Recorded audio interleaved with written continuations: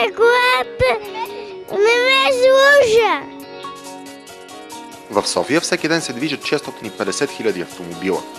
Когато бяхме малки, мама ни возеше с автобус на училище. В София има 116 хиляди ученици. Близо половината от тях ги возят с кола до училище. Аз най-много обичам да ходя пеша и съм бърза. Тогава успявам да си говоря с мама. В София има 12 000 декара паркове. Метрото е много бързо. Фиу! С метрото може да пресечете целия град само за 22 минути. Тролея прилича на ресторанти. До края на 2013 година тролейбусният парк на София ще бъде изцяло обновен. Обичам в трамвая. Цената на едно пътуване с градския транспорт може да струва под 50 стотинки.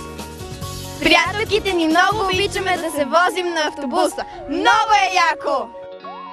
С семейния пакет за градски транспорт, ученическата карта за всички линии за един месец струва само 10 лева.